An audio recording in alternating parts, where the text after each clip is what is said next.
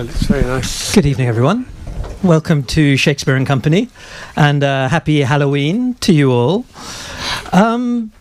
Few serial killers have excited public imagination so much, elicited such fascination, and spawned so many theories to their identity as the attacker that stalked the streets of Whitehall, London in the late 19th century.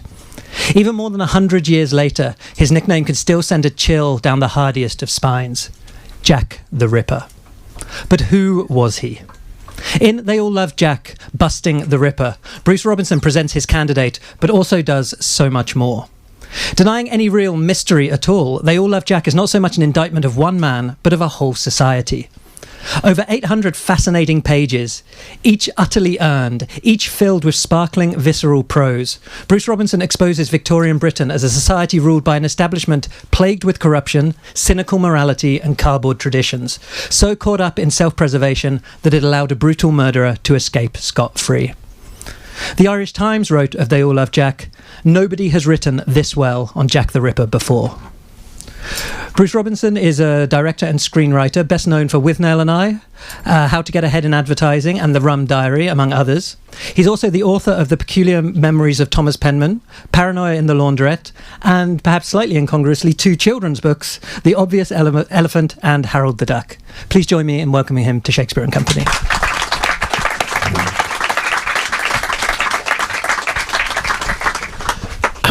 Okay. Thank you. That was quite a leader.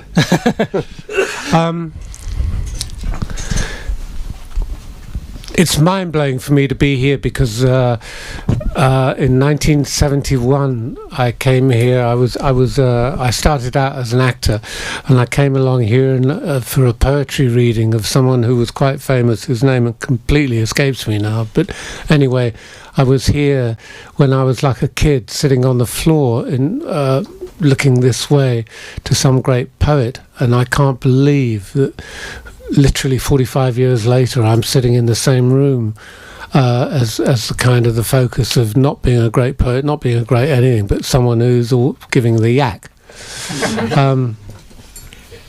This whole Jack the Ripper thing was a complete accident. I had no intention ever of writing it. And how it happened was, if I can sort of encapsulate it in very briefly in a parenthesis, was I was living in Los Angeles, and I was reading Raymond Chandler's book, and he talks about the Ripper crime of being impossible to solve. And that seemed to me to be sort of, Chandler saying that, all right. But anyway, I came back to London looking for a way into this because it had stimulated me, and phoned up somebody who was... is a suicide attempt?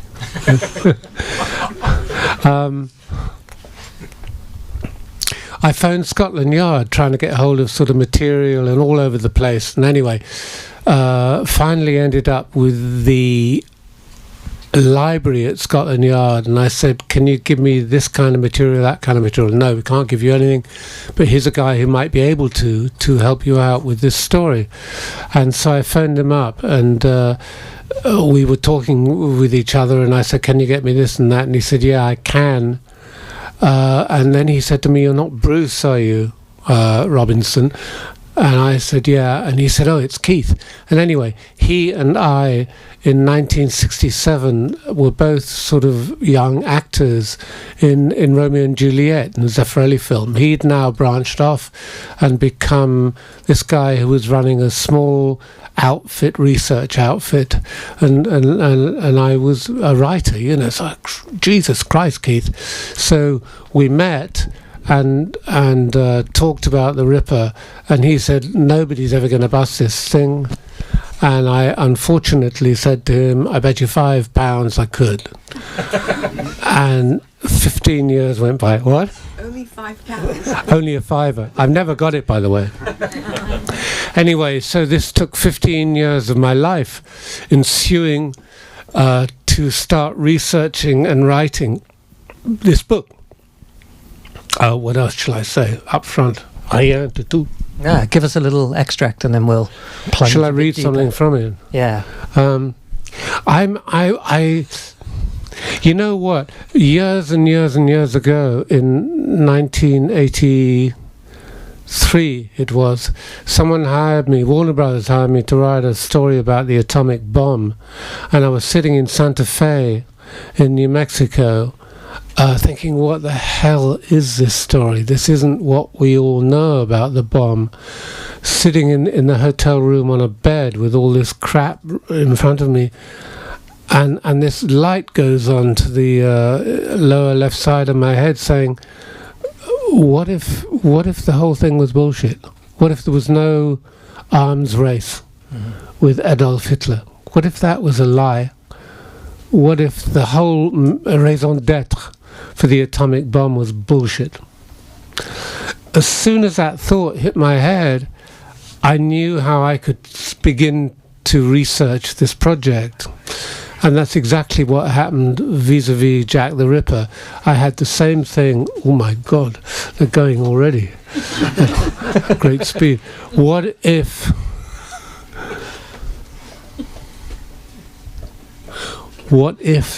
they didn't want to catch him? That was the question that came up in my head. What if they didn't want to catch this cocksucker? Why is he left? Maybe it's him, I don't know. Well, he knows you've rumbled him, he's off. He's not a relative.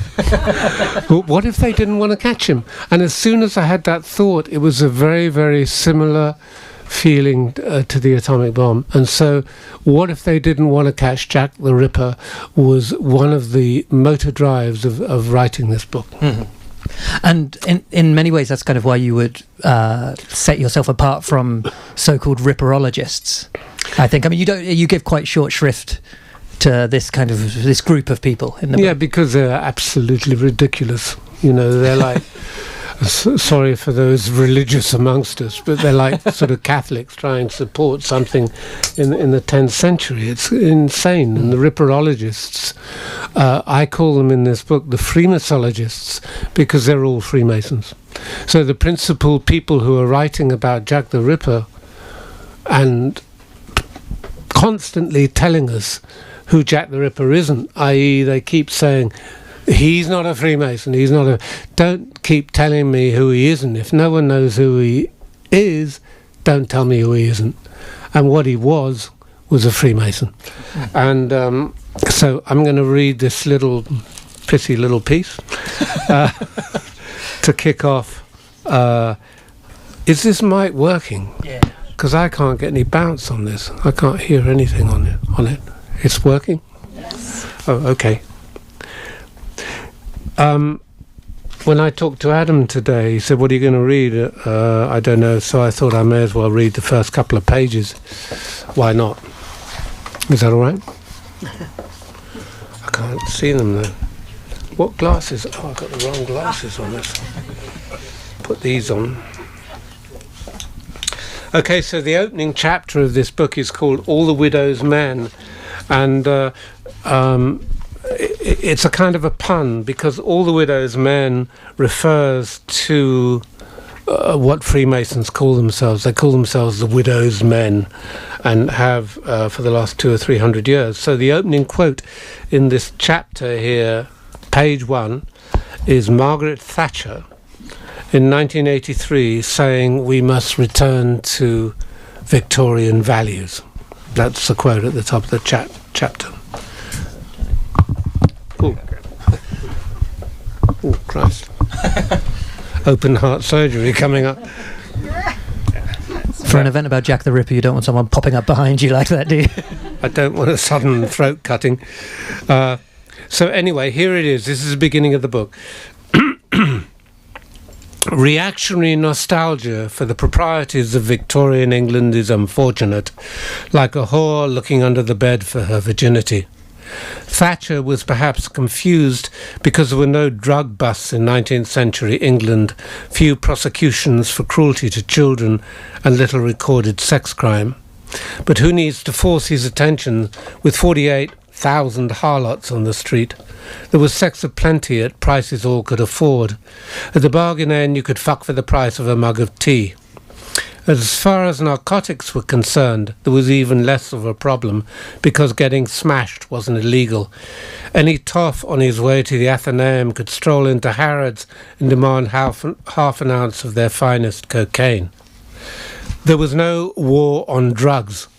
The only drug wars in the Victorian epoch were those conducted by Englishmen in soldiers' uniforms trying to get the Chinese hooked. If they refused to become junkies, they murdered them. Hundreds were strung up outside their own homes. When Victoria's Prime Minister Lord Palmerston had finally achieved stability of the market, the dealers moved in, shipping their opium out of British Calcutta, 5,000 tons a year by 1866. What today are quaintly called street values were astounding, and the revenues to the Crown required no lesser word. British administrators, i.e. pushers, computed that in Fujian province 8 out of 10 adults were addicted and 9 out of 10 in Canton, a complete marketing success. One of the outstanding paradoxes of the Victorian age was its obsession with morality, where morality there was none. When it came to sex, Victorian hypocrisy rose to the very ether. The age of consent, determined by an all-male parliament, was 12. More often than not, however, consent didn't come into it. Children were regularly sold into upmarket brothels as a leisure facility for gentlemen, little girls sometimes having their genitals surgically repaired to sustain the fiction of fresh goods. Champagne on the house, of course, padded chambers available on request. The beating of a common child into bloody insensibility with a whip may not have gained you the epithet of a good egg at the club, but it wouldn't have put you into prison either. In 1888, you could fuck a child for 5 shillings, but you couldn't read Zola. What the establishment didn't like about Émile Zola was his treatment of the working class, who he had the French neck to represent as human. In his novel Germinal, for example, a coal miner not only falls in love with a girl capital is reduced to an animal, but he also forms an embryonic trade union. Good God, 2 horrors in one. The Right Honourable's wig must have lifted 6 inches into the air. Visitelli, the British translator and publisher of Zola, got 3 months in prison. But there was a darker, deeper fear abroad in Zola's minds, indeed in the minds of the Victorian establishment. It was a voice from the abyss, the voice of socialism, howling, enough, enough, get off your all fours in the darkness and stand on 2 feet like men. London was the richest city on earth, bar none. A Baedeker guide to the period wrote, "Nothing will convey a better idea of the stupendous wealth of London than a visit to its docks." 18 months after an unprecedented working class riot in Trafalgar Square in November 1887, London's docks were hit by a cataclysmic strike. And Mr. Norwood for management put it down to, quote, "the dark deliberations of a socialist congress in Switzerland," unquote. He was believed then, and he might even be now. But I think the strike was more likely to have been caused by the habitual agony of 300 men fighting over one job. The most ravenous, that is, the potentially the cheapest, getting it. The rest could crawl off and die. And many did, one man actually starving to death on Cannon Street Road. Inquiries were made into his accommodation, quote, "In it is a woman lying on some sacking and little straw, her breast half eaten away with cancer. She is naked but for an old red handkerchief over her breast and a bit of sail over her legs. By her side a baby of 3 and 3 other children, 4 of them. The eldest is just 9 years old. The husband tried to pick up a few pence at the docks, the last refuge of the desperate, and the children are howling for bread." The Queen, Victoria, sent a bunch of posies to the East End, not for the dying woman, but for the Sisters of Jesus who were teaching girls to sew. In 1888, at Swan and Egg at Piccadilly, you could order an evening gown and have these scrofulous, albeit industrious, little Whitechapel fingers make it for you to wear that very night. That very year, the Earl of Dudley threw a party for his ever-hungry but already overfed friend Edward, Prince of Wales. The dinner service was specially made for the occasion by Sèvres. It had the Royal Glutton's crest on it and cost £22,000. Is this boring? Not at all. Isn't it? Oh, it's just I know it. At about the time of the description of the dying woman in Whitechapel, historians like to kid the British that they went to war over such outrages. Victorian schoolchildren were informed of one such escapade. It features a stinking cellar full of men, women and children, and was colloquially known as the Black Hole of Calcutta. I've read extensively about this hole, and I have, but details of its myth needn't trouble us here. I raise it merely to point out that if the Victorian educators wanted to get a hole to get uptight about, they could have had as many as would satisfy their indignation without the inconvenience of sending an army to India. A penny ride on a London omnibus would have taken them to Aldgate, brackets, Jack's nearest and frequently used underground station, close brackets, east of which were thousands of black holes, more permanently frightful than anything in Bengal. Here the sub-British eight slept and wiped their arses in cellars full of vermin and promiscuous death. It was a state of affairs nobody in government got into a particular tiz about, making one wonder if the outrage over sanitary conditions in Calcutta wasn't something of a theatrical overreaction to get at something else. In 1877, Victoria became Empress of India, but not of London's East End. There was no money in it. Thus, the Victorians managed to persuade themselves that this suburb of hell was nothing to do with them, and that poverty was somehow engendered by evil. Poverty was portrayed as a lack of morality, rather than a byproduct of greed. These bastards were conniving, thieving, degenerate, congenital criminals, born sinners, and if they'd only stop fucking each other, cherry blossom would sprout spontaneously up the Marlane Road. I'm sorry, that's that bit. That's perfect. Thank you so much.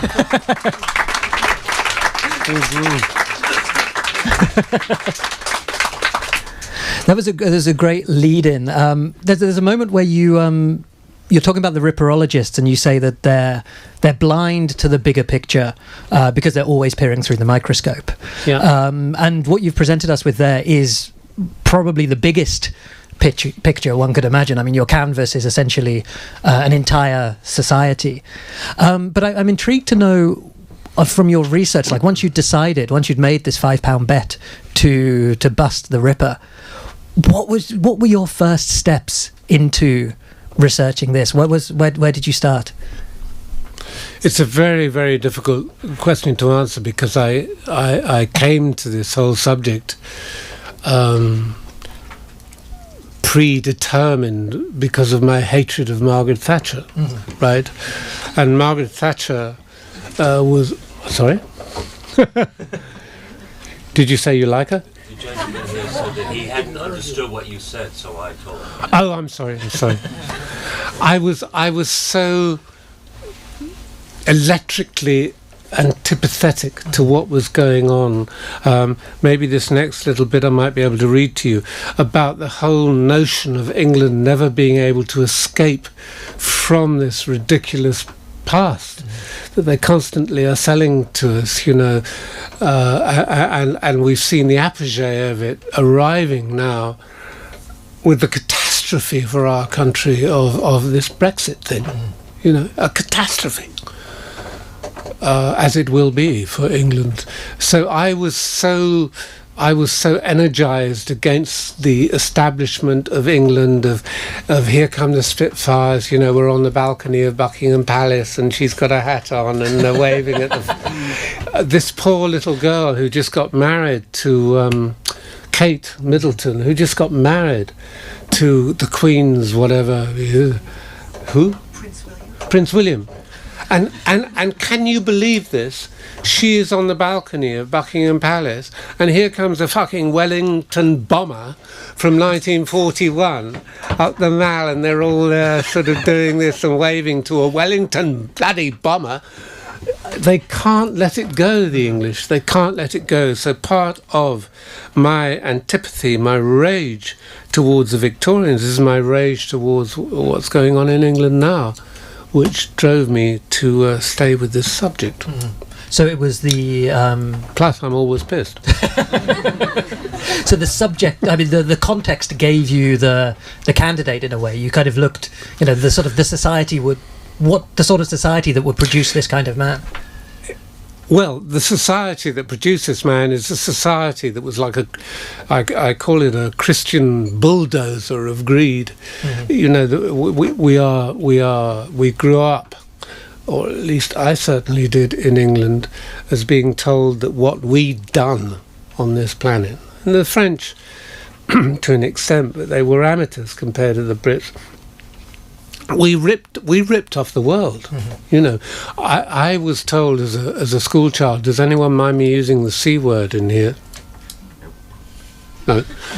Okay, so my history lessons as a child were kings and queens of England, Hitler was a cunt, and Kenneth More won the Second World War in a Spitfire. That was what I was told history was. And so it was such a shock to me to, via the atomic bomb, for example, and via...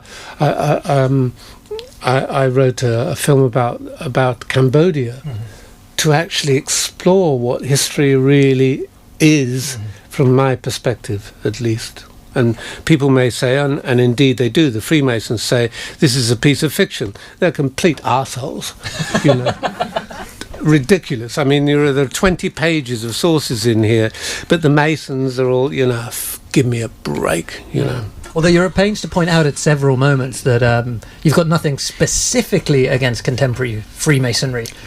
I don't give a toss. It's like all religion to me. It's all bollocks, I mean, the whole thing is an invention.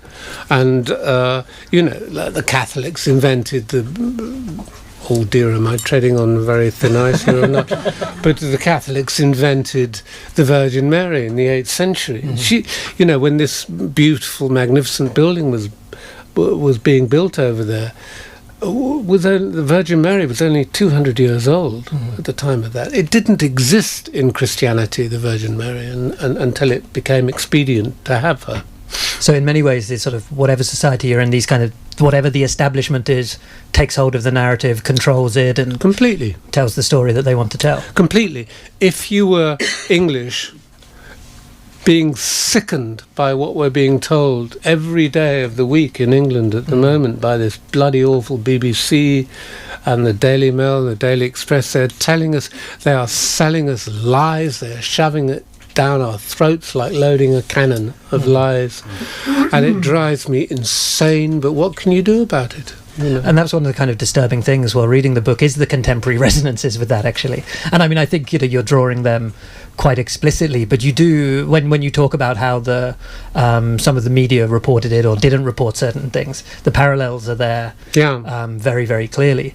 But so in this society then, so at the time when these crimes were taking place, what narrative did the establishment try and portray? How did they characterize Jack?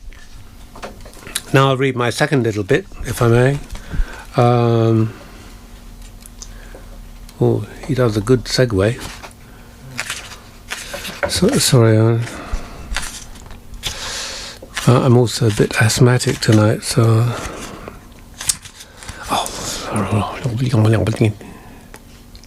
Here we are then. This is how it worked.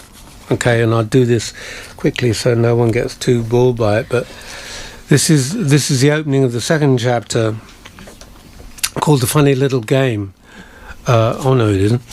Sorry, I got the wrong bit. It's called A Conspiracy of Bafflement.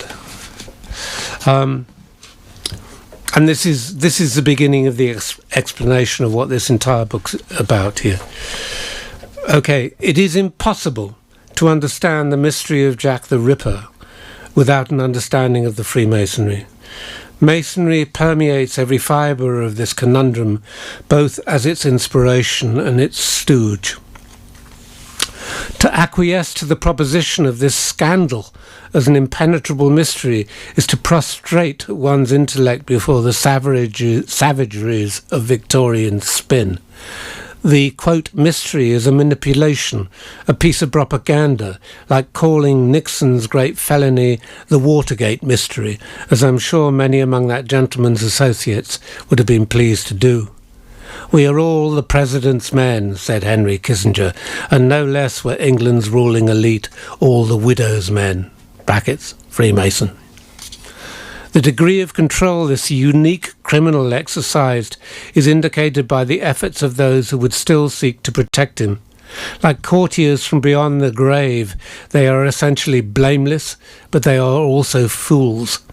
Freemasonry may never have asked for Jack the Ripper, it certainly did not, but a combination of circumstance and moral turpitude made it his stupefied guardian.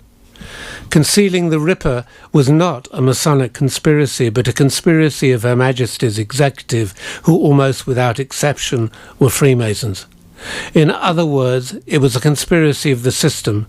The man they were required to be baffled by was in-house and unquestionably revelling in the security he'd spun about himself. The Ripper was smart, but not that smart.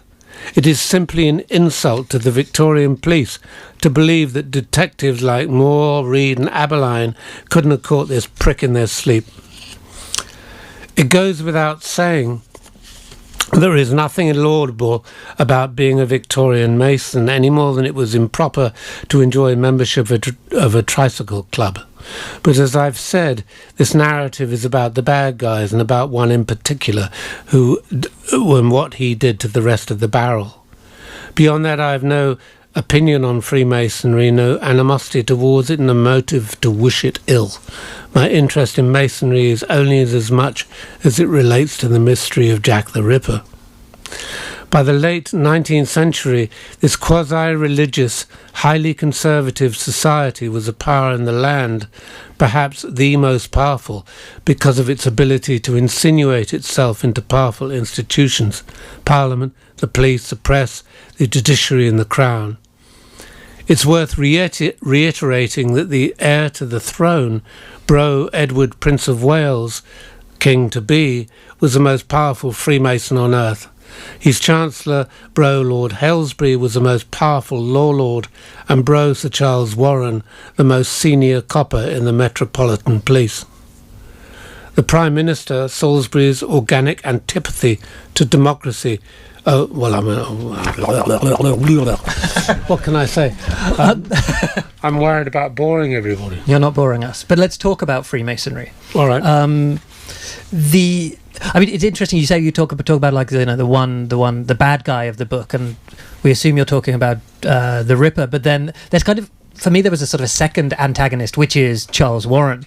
Or you seem to reserve almost as much scorn for for Warren as you do for your candidate. Well, the reality is that, try and keep a clear mind and look at what was going on with Jack the Ripper, and we're constantly told, oh, this mystery, this guy appeared out of the fog and no one knew what the hell was going on and blah, blah, blah.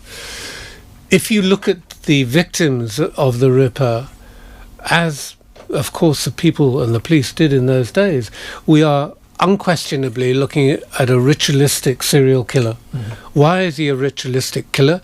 Because he cut their throats, he ripped them from the vagina up to the throat, he took their guts out and threw them over their left shoulder, he took all their metal off and distributed it around. So the only question to me was, this is definitely a ritualistic killer, but what is the ritual? Mm-hmm. What are we looking at here? What is this ritual?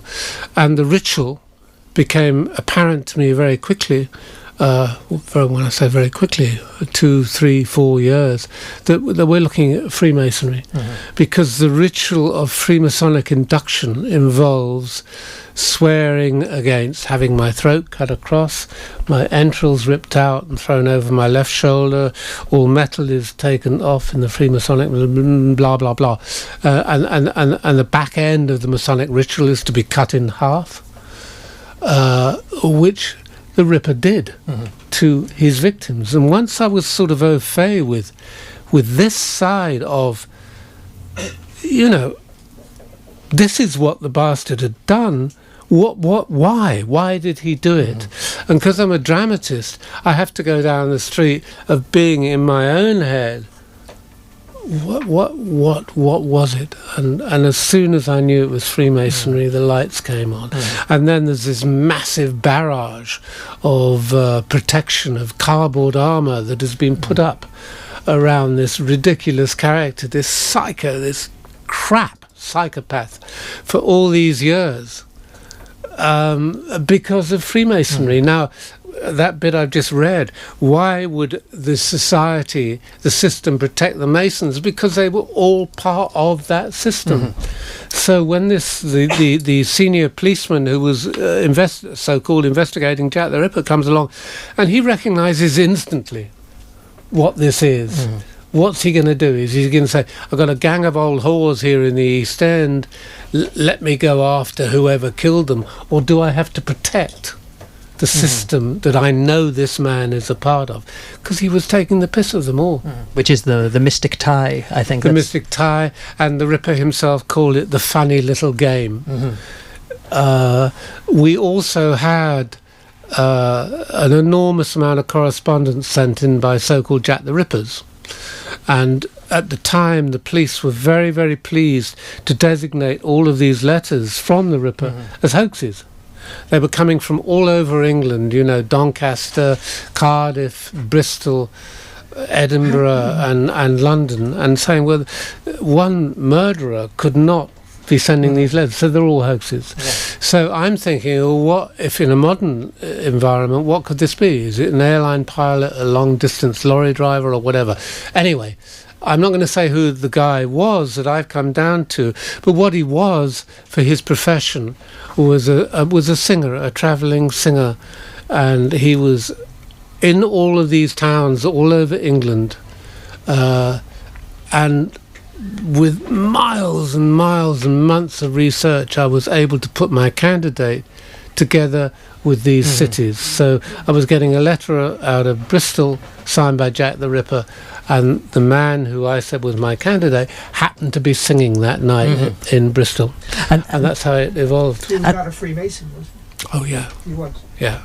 And Very much so. that's one of, for me, 30th degree. one of the most kind of, I guess, virtuoso pieces of argumentation in there. And so rather than sort of narrowing the field of the debate by saying, okay, well, these have to be hoaxes because the handwriting is different, or he couldn't have moved in these kind of distances. Even, I mean, the letters from the United States, you give what seemed to me a sort of a convincing explanation of how these letters, which are posted out of New York, could have come. Well, exactly. I mean, candidate. This isn't like a postcard home at the weekend. I mean, it's a monstrous book. It took 15 years to write it, and so I can't sort of make my case, nor do I wish to, in 15 minutes in this most magnificent of buildings.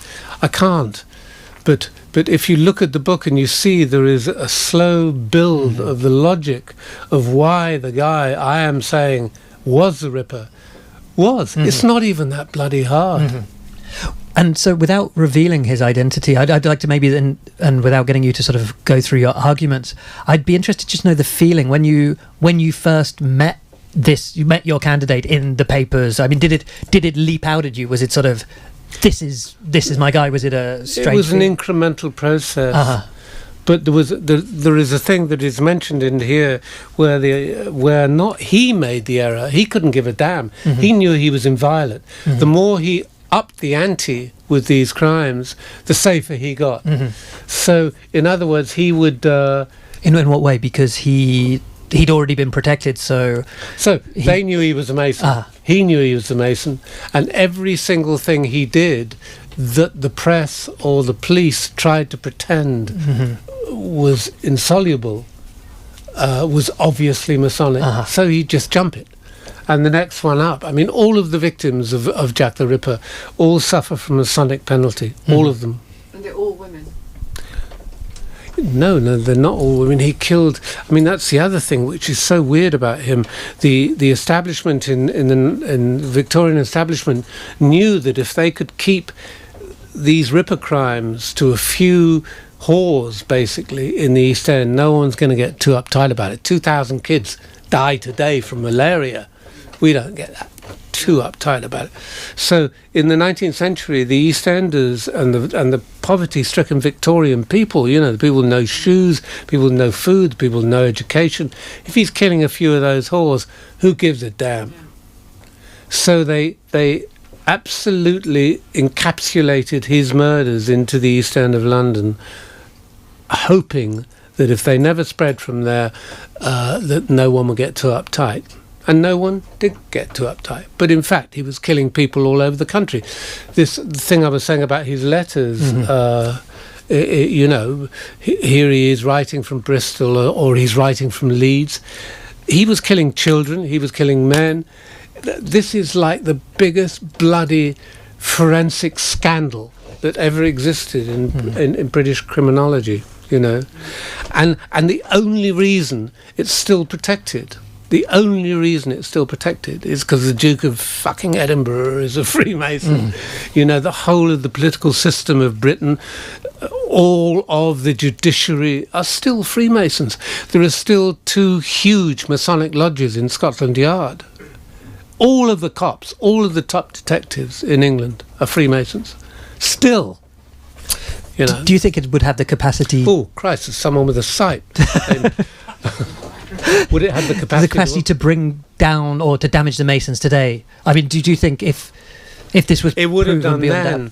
It was... I mean, we're talking about a time, where the republicanism was absolutely on the march through Europe, and the system, the British system, was paranoid about the republicanism or republicans at that time, so they could not allow even a glimmer of this. Now, these days, I guess it's the same thing. I mean, here we are, we're in a country, much to my shame, as we were talking about earlier, who's saying we're going to leave Europe. But what are you talking about? We are in Europe. We are Europeans. But this horrible mob of hard right Brexiteers now have taken control, and they were exactly the people in the 19th century that took control. I mean, this complete prick Cameron, who was the Prime Minister, he said, I'm going to navigate the hard right of the Conservative Party by giving them this, what do we want to call it, this mandate, and to try and short-circuit them. And what he's done is he's given them the government. I mean, how can anything be as absurd as that? And it's still the same forces running under the surface, in fact. Absolutely, completely, yeah, truly. I'm going to, in a minute, open up to questions from the audience, because I suspect there will be a fair few, but I'd like to finish... I don't think there will. Well, we'll see. I see there's one over there in an apron. If not, you and I can go on for another hour or two, but I just want to talk about, because you said it's taken you 15 years, and just the experience of spending so long with one subject and one aim in mind. And there was a line, you weren't writing about your own experience, but towards the end of the book, where you say, as soon as you start to spy on anyone, they will begin to fulfill your expectations. And I just wondered if there did come a moment where you had settled on your candidate, and where you did sort of say, oh, hang on, am I sort of picking and choosing the evidence to fit what I wanted to say? It's a very valid question. No. Why? Because it was so clear. It's like the easiest jigsaw puzzle on earth if you bust into it. I mean, I mentioned earlier, I was in Santa Fe, this atomic bomb script. As soon as it crossed my mind, that this was all bullshit about this arms race with Hitler. Okay, let me go down this street now and start researching this thing. There were 5 cities in Japan kept as virgin targets. Hiroshima, obviously, Nagasaki, Kyoto. These were kept as... There was no virgin target in Germany for the atomic bomb. They had spies all day, every day, checking water in the River Rhine to see if there was any trace of nuclear activity. They were overflown day and night, Germany, as indeed was England, and it started, the project of the atomic bomb started in England under the tube alloys. There is no way we could have hidden it in England, and no way the Germans could have hidden it. And indeed, Hitler called it Jewish physics. He didn't want to know about it. All of the physicists who built the atomic bomb were Jews on the run from Nazi Germany. You know, Taylor and Fermi and the whole bloody panoply of those physicists. So once I got onto this, thinking, this whole thing I'd been brought up with, like, you know, getting a cab in London, like, well, Hitler was going to stick him in the V2, wasn't he? You know, and he wasn't. It was all total nonsense. And you go to the Imperial War Museum in London and say, can I see the atomic bombs? They'll say, yeah, here's the little boy bomb, the Hiroshima bomb. Here's the fat man bomb that was dropped on Nagasaki. Oh, could I now see mock-ups of the German bomb that they were intending to put in the V2s? No. And it is still under the Official Secrets Act, that stuff. You're not allowed to ask about German nuclear weapons in the Second World War. Still under the 100-year and now the 1,000-year rule in England. They didn't exist. In the same way, a lot of the Ripper evidence is still It's all under wraps. bollocks. It's I'm sorry about that word, swearing like that. It's called complete nonsense. You know, we've had this terrible thing going on in England at the moment with this Hillsborough thing of the coppers, you know, blaming for 30 years the fans for this catastrophe at a football match. And now slowly, incrementally, it has come out. You know, that is the way these guys work. They protect themselves. Anyway. On which note, let's open it up to the audience. Does anybody have a question they would like to ask Bruce? Raise your hand and we'll get a mic to you. We'll get a microphone just so everyone can hear you at the back. Yeah, this gentleman. Bruce, what happened to him ultimately? He just died in his bed peacefully? Yes. Yeah, what, the Ripper? Yeah. He actually, it hit the fan. It hit the fan in 1892, and he was told to get out of town pretty quick. And in fact, he did. This guy was more famous than Sir Arthur Sullivan. You know, the Gilbert and Sullivan operas. This guy was more famous than Sir Arthur Sullivan, and suddenly he evaporates. He's taken out of everything. If you look at Grove's Dictionary of Music and Musicians, which is like, you know, 3.5 million words anyone whistled through their bloody teeth is in it. And this man with the biggest selling song of the 19th century, his partner was a guy called Frederick Weatherly, who wrote Danny Boy, you know, really, really famous people. He's not in there. He doesn't exist. He was taken out of every single facet of his life in Victorian London, was extirpated, and he was sent to the Isle of Wight, where no one heard a bloody word about him for 10 years. And then he resurfaced in 1902 as the mayor of Ryde in the Isle of Wight. Because now, why was he suddenly made the mayor? Because he had made representation to come back to England, and they didn't want the bastard back. So they said, well, you can be the mayor. And for 5 times he is the mayor of the Isle of Wight, and he's the only mayor in the history of the Isle of Wight who was never elected. He was imposed upon the people, you know. So, Okay, well, we get a mic to you. Oh, we can hear. Yeah, so there. I can shout out. No, it's okay, we need it. So, are you saying that you think that the motive was pure vindictiveness? Whose motive? Sorry. Well, we're talking about Jack. Oh, I thought you were talking about the No. people who led him off. In making all these killings, was it pure vindictiveness about? There is a very potent substrata in the story. See, this is so difficult to do in 5 minutes in here, but there is about 22 years ago in Liverpool there was a thing discovered that was called the Diary of Jack the Ripper. Have you ever heard of that? Yeah. Anyway, it was about a guy called James Maybrick who was meant to have been Jack the Ripper. This book, this document was actually found in his house, and there was a very famous case in Liverpool in England called the Maybrick case. Do you know about that? I find it incredibly difficult to answer your question then and encapsulate that.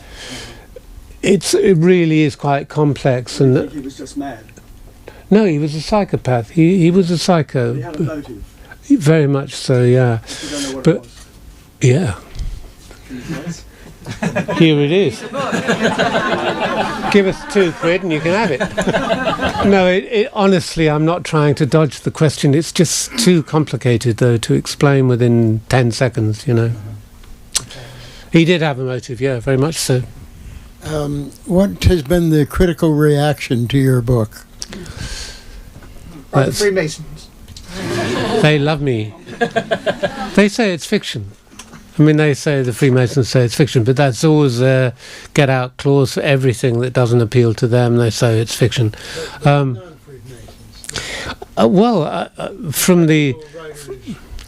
the proper press, which barely exists anymore in England, but i.e. the Guardian and not the pithy Times, but even the Daily Telegraph have given it wonderful reviews. Yeah, it's had extraordinarily encouraging reviews from people with brains bigger than prunes.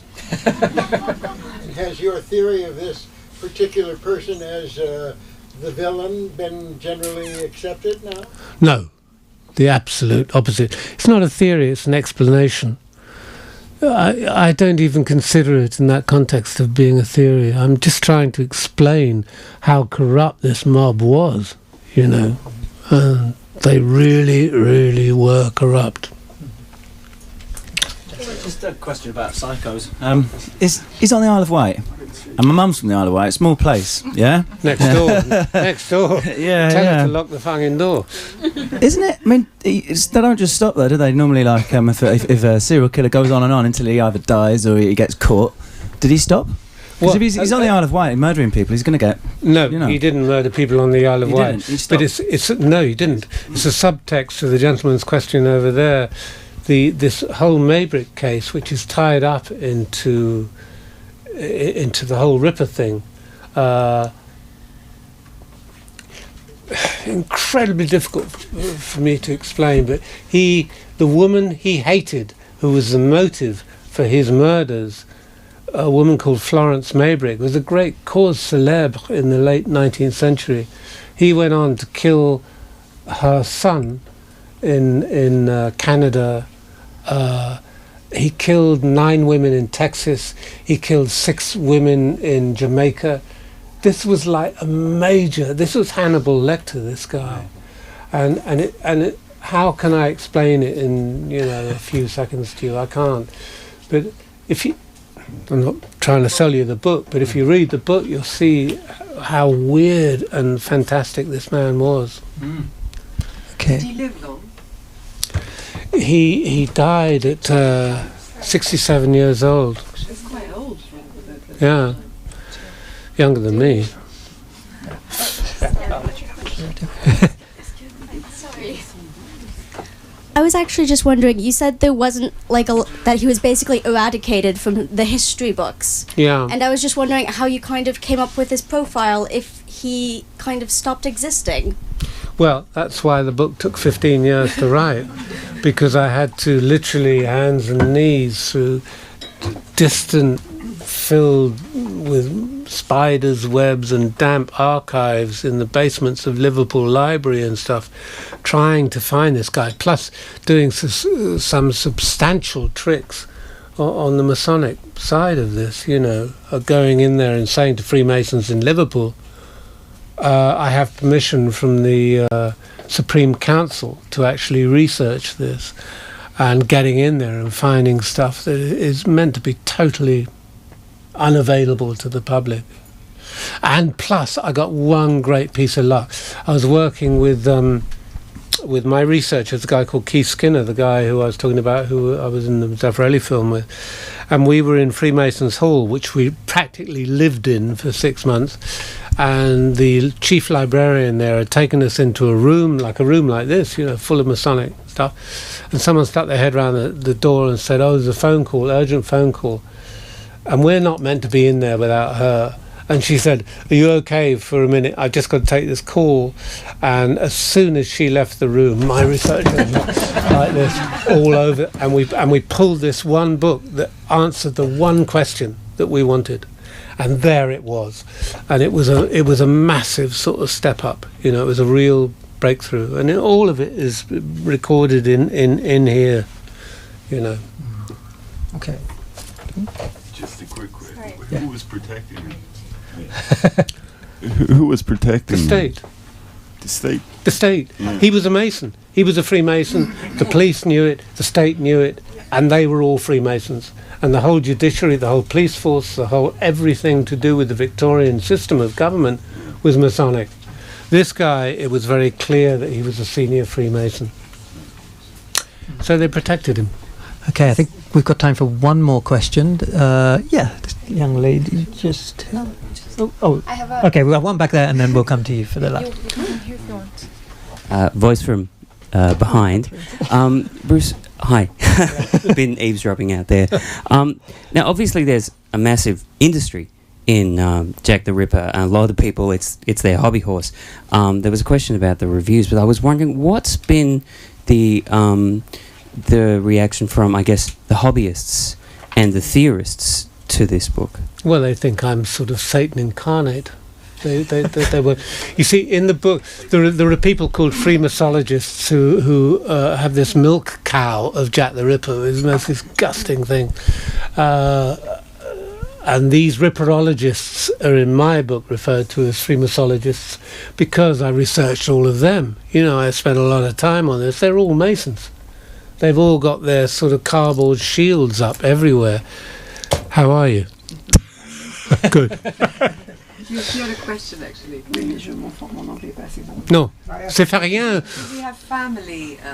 Non, personne n'existe encore. Personne. Tout le monde sont morts. Ouais. He didn't have children. No. No. He was a homosexual. He was PD. Nothing wrong with that. So am I. Except I'm married and have kids. And But you pretend. but I can pretend, yeah. Here we had the one from the young lady there. Be right there. Somehow.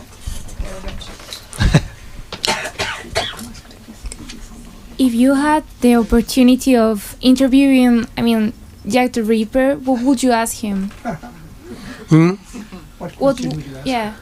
What question would you ask to Jack the Ripper if you had the opportunity? How do I get out of here? Because this guy was Hannibal Lecter, which is the nearest exit. Anyway. On the subject of exits, I think we'll take ours. Please do stick around. We're going to be serving wine. We have plenty of copies of They All Love Jack, also of Thomas Penman of The Rum Diary. They're at the till, so please go there first. I'm sure Bruce will be delighted to sign them for you. Otherwise, please join me in saying, Bruce Robinson, thank you so much. Thank you.